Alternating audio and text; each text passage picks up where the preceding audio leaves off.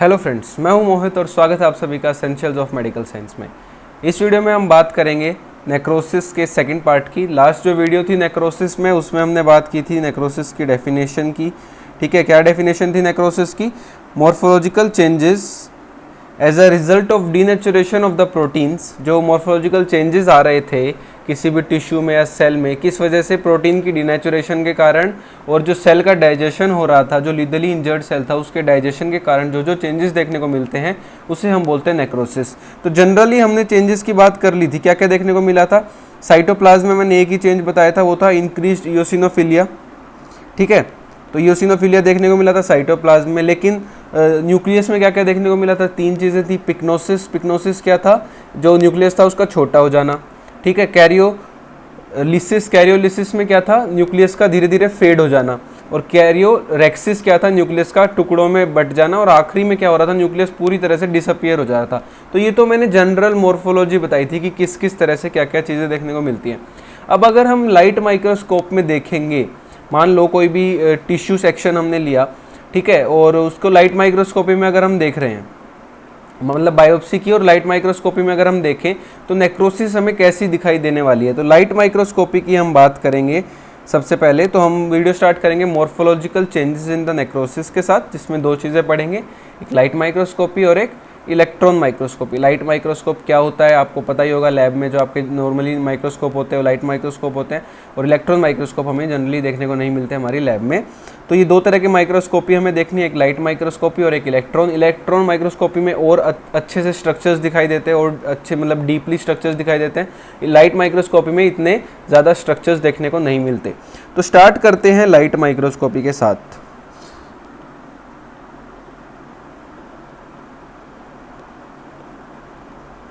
तो light microscopy में सबसे पहली चीज़ क्या मिलेगी? देखो, मैंने आपको बताया था कि प्रोटीन की डीनेचुरेशन होती है नेक्रोसिस में, और अगर प्रोटीन की डीनेचुरेशन होगी तो हमें क्या देखने को मिलेगा?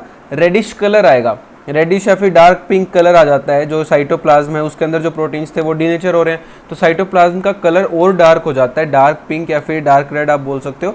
तो उसे हम बोलते हैं इंक्रीज्ड इओसिनोफिलिया। तो सबसे पहली चीज़ जो लाइट माइक्रोस्कोपी में हमें देखने को मिलती है वो है इंक्रीज्ड इओसिनोफिलिया। तो नंबर 1 पॉइंट ये हो गया, इंक्रीज्ड इओसिनोफिलिया। ठीक है, सेकंड अपीयरेंस। अब धीरे धीरे क्या हो रहा था? प्रोटीन की डीनेचुरेशन होगी, फिर धीरे धीरे सेल ऑर्गेनल्स का डाइजेशन स्टार्ट हो जाएगा। भाई लाइसोसोम था, लाइसोसोम मान लो फट गया, एंजाइम्स निकले, वो एंजाइम्स क्या करेंगे? मेम्ब्रेन को डाइजेस्ट करेंगे, सेल ऑर्गेनल्स को डाइजेस्ट करेंगे। तो सेल ऑर्गेनल्स, जहाँ जहाँ से सेल ऑर्गेनल्स का डाइजेशन होगा वो एरिया क्या हो जाएगा? सेल के अंदर खाली दिखने लगेगा, ब्लैंक स्पेसेस आ जाएंगे सेल के अंदर, जिस वजह से कैसी अपीयरेंस आती है हमारे पास? Moth eaten appearance. अगर आप यहाँ पे ध्यान दो तो ये जो आपको देखने को मिल रहे हैं, देखो ये छोटे छोटे, ये जितने भी आपको गैप देखने को मिल रहे हैं, पूरा सेल था जिसके अंदर सेल ऑर्गेनल्स प्रेजेंट थे।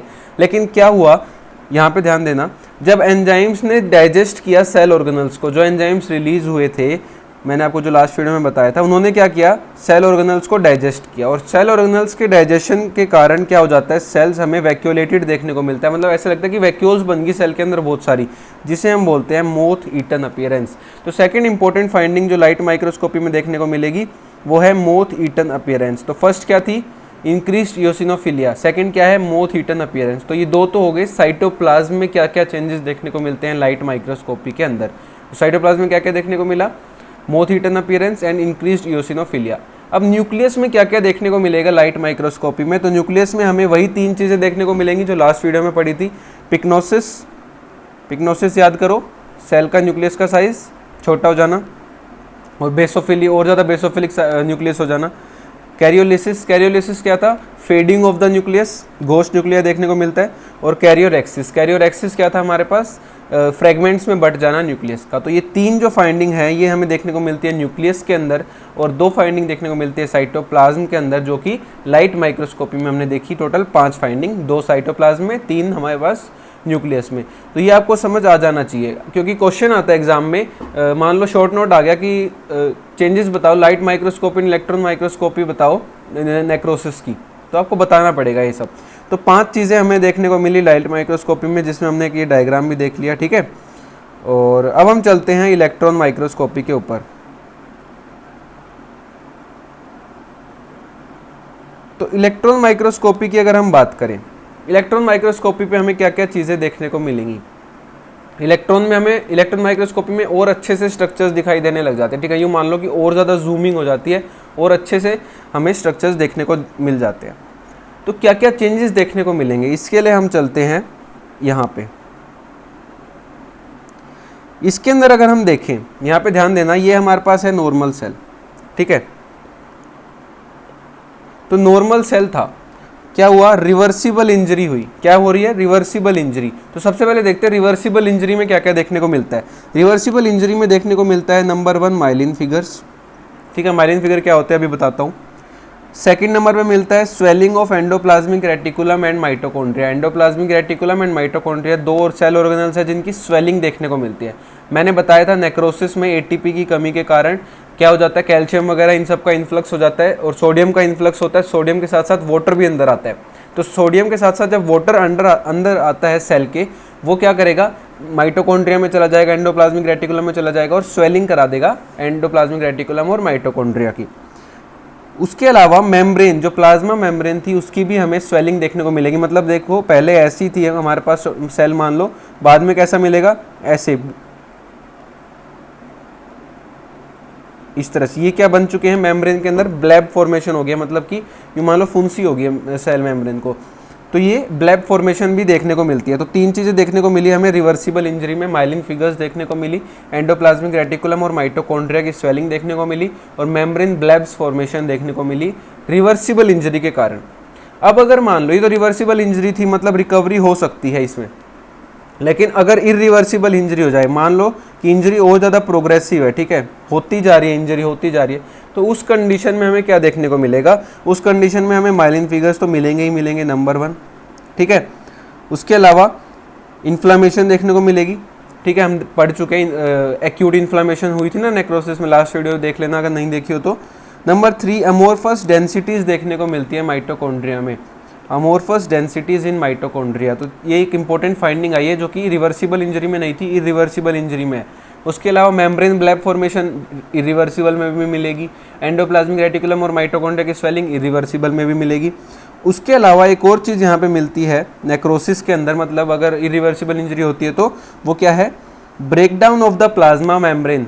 प्लाज्मा मेम्ब्रेन जो थी उसका ब्रेकडाउन होगा, ऑर्गेनल्स हैं सेल ऑर्गेनल्स, उसकी मेम्ब्रेन का ब्रेकडाउन होगा और कंटेंट्स का लीकेज हो जाएगा। न्यूक्लियर मेम्ब्रेन का भी ब्रेकडाउन होगा, जितनी भी मेम्ब्रेन्स थी वो सब टूटेंगी, फॉस्फोलाइपेज याद करो, लास्ट वीडियो में बताया था।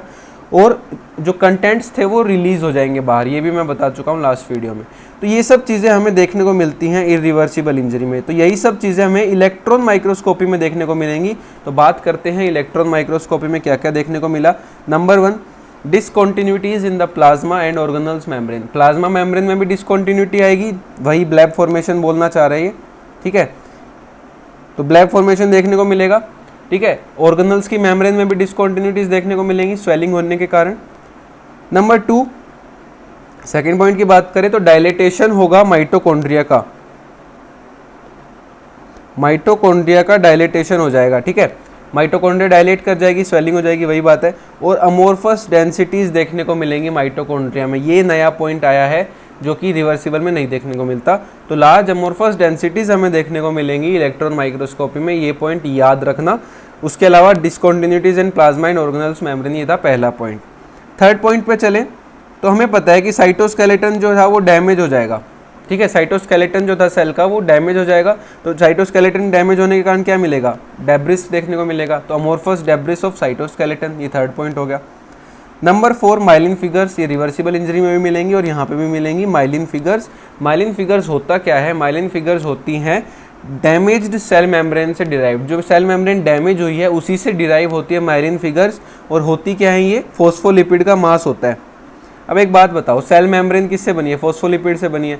अगर कोई चीज़ सेल मेम्ब्रेन के जो डैमेज्ड सेल मेम्ब्रेन से डिराइव्ड होगी वो भी तो फॉस्फोलिपिड की तो बनी होगी ना। तो ये कैसे होता है, इस तरह से, ध्यान देना यहाँ पे। माइलिन फिगर्स कुछ इस तरह के होते हैं, इस तरह के, ऐसे। तो इसे हम क्या बोलेंगे, वर्ल्ड अपीयरेंस, वर्ल्ड फॉस्फोलिपिड के मासेस हैं, ठीक है। सेल डैमेज सेल मेम्ब्रेन के टुकड़े हैं ये, ठीक है, माइलिन फिगर्स।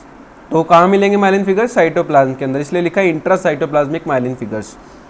नेक्स्ट पॉइंट की बात करें तो लीकेज ऑफ कंटेंट्स, इसकी बात मैं आपको बता चुका हूँ, कंटेंट्स लीक होते हैं, ये हमें देखने को मिलता है इलेक्ट्रॉन माइक्रोस्कोपी में। तो इलेक्ट्रॉन माइक्रोस्कोपी में मेनली हमें 5 पॉइंट देखने को मिले, क्या क्या, प्लाज्मा मेम्ब्रेन और ऑर्गेनल्स की मेम्ब्रेन में डिसकॉन्टिन्यूटीज। नंबर 2 हमें देखने को मिला dilatation of mitochondria with amorphous densities in the mitochondria. Number 3 intracytoplasmic myelin figures. Number 4 leakage of contents and number 5 amorphous debris of cytoskeleton. तो ये इलेक्ट्रॉन माइक्रोस्कोपी में हमें चेंजेस देखने को मिलेंगे और लाइट माइक्रोस्कोपी में भी हमें 5 चेंजेस मिले थे।